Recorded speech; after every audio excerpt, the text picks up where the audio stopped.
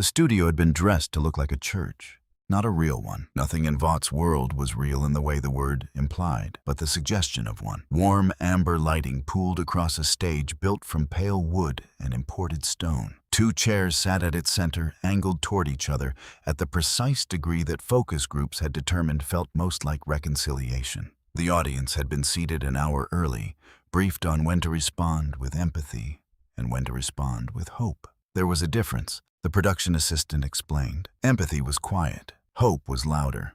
The program was called America Forgives. Superheroes who had caused harm would sit across from the people they had hurt, and the nation would watch forgiveness happen in real time. Vought's research showed that a single episode neutralized an average of 4.7 negative news cycles.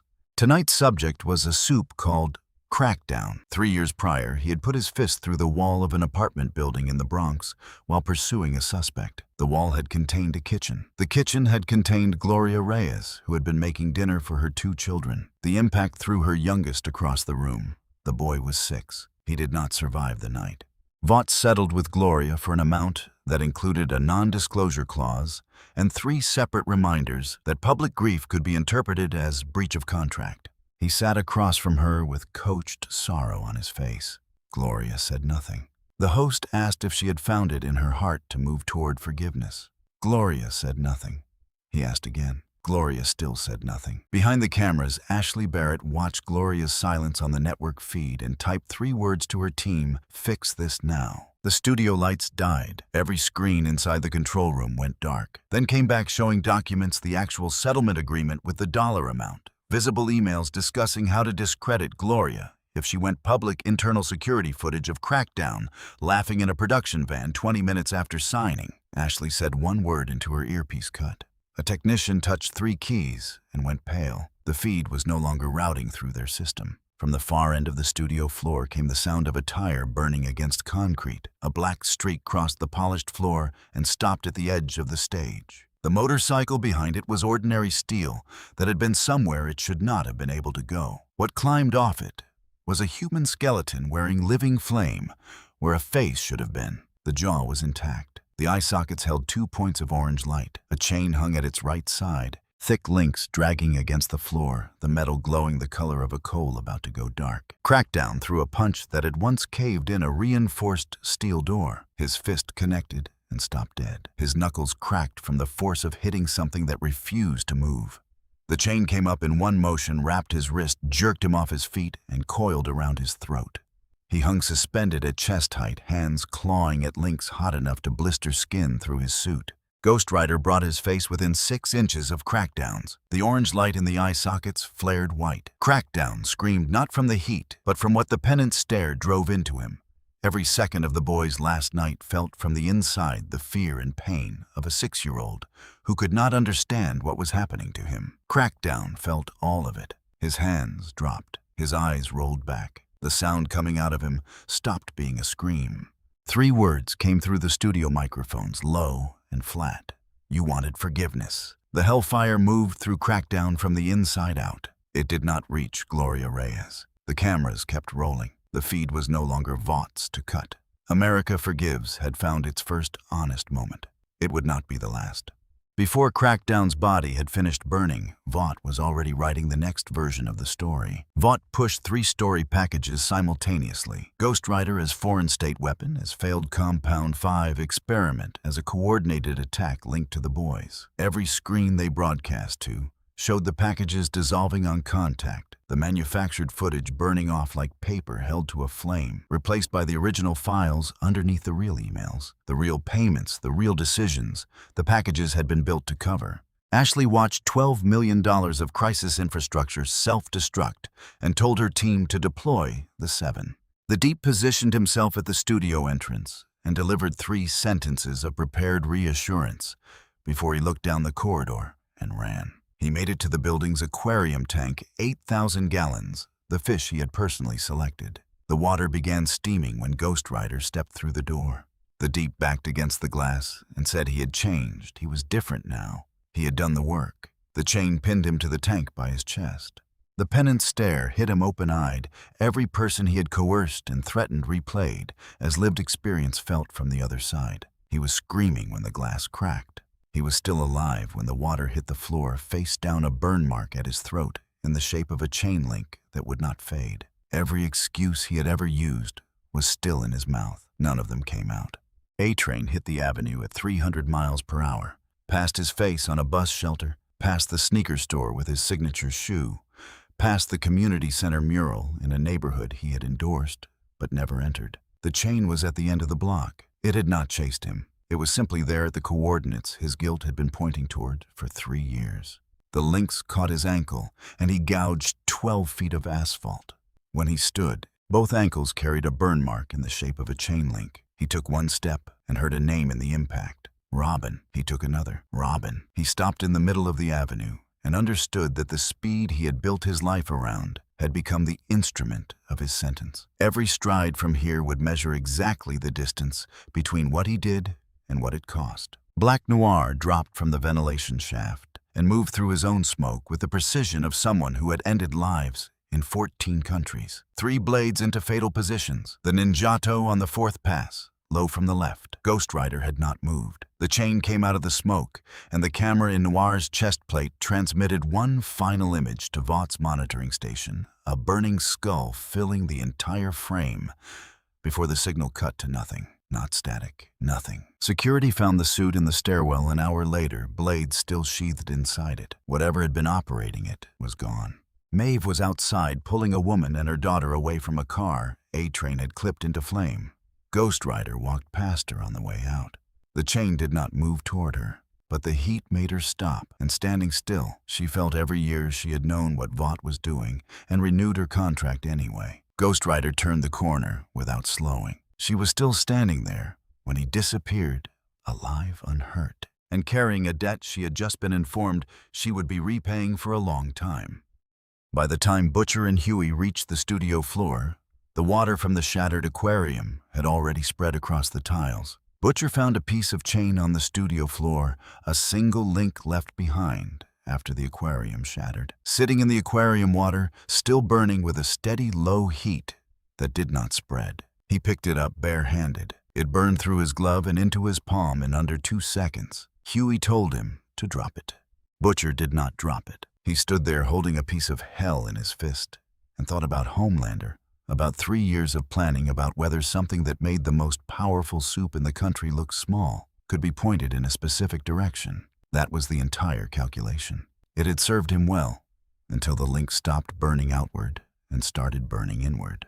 The penance. Stare did not need eye contact at full intensity to leave a mark. What came through the metal into Butcher's hand was partial and targeted, not the complete inventory, just the highlights. Ryan's face, Becca's voice, every person Butcher had used as a tool and called it necessity. Every time he had told himself the damage he caused was acceptable because the damage he was preventing was worse. He dropped to one knee, not in surrender, because his legs stopped taking instructions. The link split in 2 when it hit the floor. One half cooled. The other burned a line across the floor toward the stairwell. Ghost Rider walked past him toward the stairwell without stopping. Huey pulled Butcher upright. Butcher watched the burning figure disappear through the door and was already calculating the next approach before the pain in his hand finished arriving. The chapel was 3 levels below street grade. 41 people inside, 11 of them children. None of them voluntary.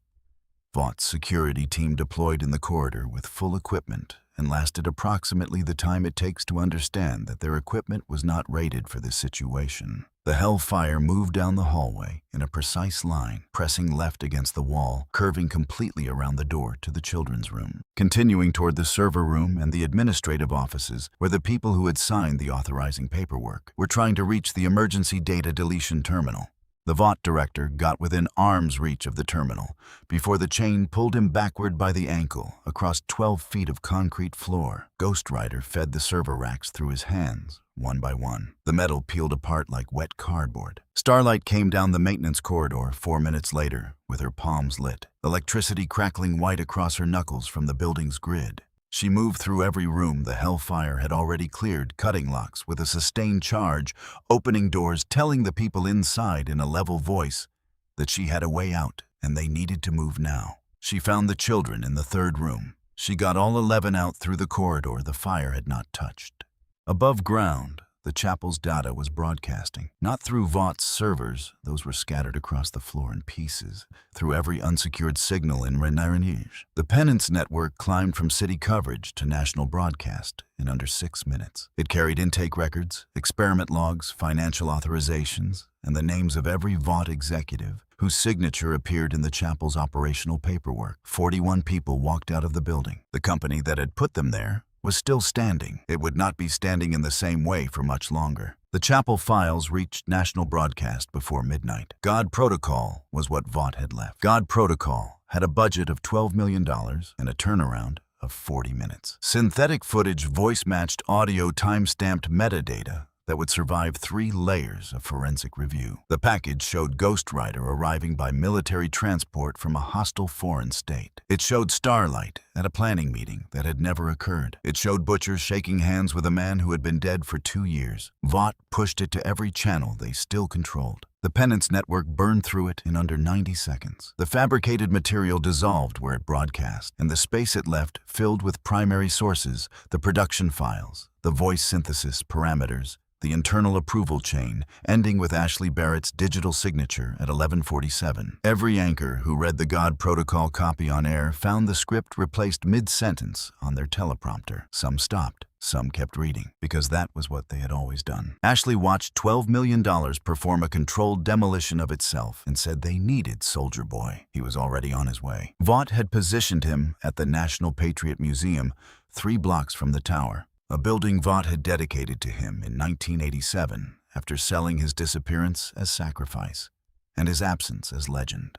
Its central hall held a 20-foot bronze of him in full combat posture. He walked through the entrance with a cigarette and the unhurried confidence of a man whose museum claimed he had liberated 4 European cities and intended to leverage that fact. He found Ghost Rider standing beneath his own bronze likeness and said they were really making these things uglier lately. Then his chest lit up. The blast took out the east wing. The statue came off its base in 3 pieces. Display cases of combat medals, presidential citations, and authenticated military correspondence vaporized on contact. The pressure wave blew every window on the north face simultaneously. Ghost Rider had not moved. Soldier Boy came in with the shield low and rotating the way 3 Vought war films had shown him putting it through tank armor in 1944. It bounced back hard enough to crack the marble floor. He followed with his fists, each impact detonating against the burning figure like ordnance against bedrock. And Ghost Rider stood in it the way a cliff stands in weather. When his arms dropped, the chain was already moving. It wrapped once around his wrist and held. What came through the contact was not physical pain, but something more precise, a specific inventory of the men he had served alongside and destroyed the missions conducted under national authority that had produced outcomes. Ghost Rider did not argue with any of those words. He held them up next to the evidence. Soldier Boy went to his knees in the rubble of his own museum, surrounded by the wreckage of his own monument. "I served my country," he said. Ghost Rider looked down at him. "You served your ego." The Penance network broadcast every second of it nationally. Outside, the bronze head had landed face up in the street, directly beneath a billboard, still carrying his image, the square jaw, the steady gaze, the expression of a man who had never doubted himself. The billboard caught fire from the bottom up. After Soldier Boy went down, there was only one brand left for Vought to put in front of a camera. Homelander took the roof of Vought Tower at 11:53, which was the right call from a broadcast perspective. He stood at the parapet and told the nation to stay calm. He told them their hero was present. He told them the creature burning through the city was a foreign weapon, and that he personally would not allow the damage to continue. He was smiling when he said it. He had been practicing that smile since he was 3 years old. Behind him, on every screen visible from the roof, the Penance network was replacing his prepared remarks with documentation of every flight path he had cleared for Vought's covert logistics division over the past 11 years. His approval rating, tracked in real time by 3 separate analytics teams, moved in a direction none of those teams had ever modeled. Ghost Rider came up through the tower and stepped onto the roof. Homelander fired without turning a full-power heat vision burst that would have cut a main battle tank lengthwise. It hit the burning figure and vanished, not reflected, not absorbed with visible effort, vanished the way sound vanishes in a room not built to carry it. He turned and looked at what his best weapon had failed to mark, and kept the smile in place through what appeared to be a significant act of will. He swung next both fists, the kind of force that had put Soldier Boy through a building wall. Ghost Rider did not move. The roof did. The parapet cracked. The tower's upper structure groaned. Homelander hit again and again with the escalation of a man who had never found a ceiling on his own strength and was finding one now. The smile was gone by the fourth strike. The chain took his wrist and his wrist on the fifth. It pulled him sideways off the parapet and through the tower's exterior display panel 40 feet of looping advertisement featuring his own face, his own smile, the words, "America's hero" in the Vought's brand team, had spent 4 months developing. He went through it at speed. The panel came down in fragments around him. He flew. Ghost Rider was already at the altitude he reached. He flew higher. The chain found him at the apex and brought him back down in an arc that ended at street level in the Vought Tower Plaza in front of the crowd and the cameras that had found them. He stood up. He was bleeding from one temple. The suit was torn at the shoulder. The cape was gone. None of that was the thing that was wrong. Ryan was standing 20 feet away.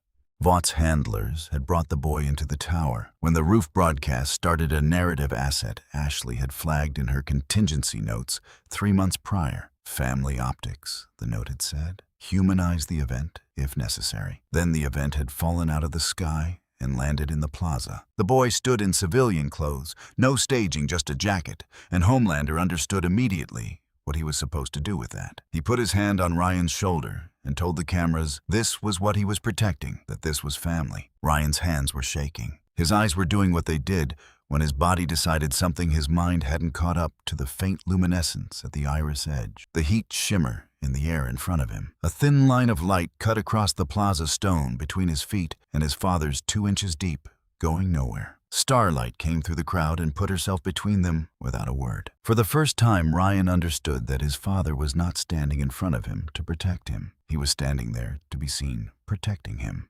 Homelander stepped in front of Ryan and fired everything he had at Ghost Rider, a wide, sustained burn that lit the plaza like a second sunrise, and accomplished nothing except to show the cameras clearly that the burning figure crossing the plaza was not slowing down. The smile did not come back. Ghost Rider crossed the last stretch of broken stone. No more witnesses for your godhood. What came instead was what the cameras captured and the penance network sent to every active feed, still carrying Vought's emergency broadcast. Homelander's face in the moment before impact, stripped of performance, stripped of every layer. Vought had spent 30 years installing between the weapon they had built and the world it had been built to impress. Ryan stepped back, not dramatically, not toward anyone in particular, just back 12 inches of distance on a plaza in Midtown, and that single motion was the last lie Homelander had left to tell. The chain held Homelander upright in the plaza, and the penance stare opened at full intensity. His eyes stayed open. He could not close them. What the stare drove into him was not a summary or a highlight reel. It was the complete record experienced in real time from the perspective of every person he had killed, injured, coerced, or destroyed. The passengers on the flights he had let go down, because intervening would have been inconvenient. The civilians caught in the radius of situations he had escalated, because restraint bored him.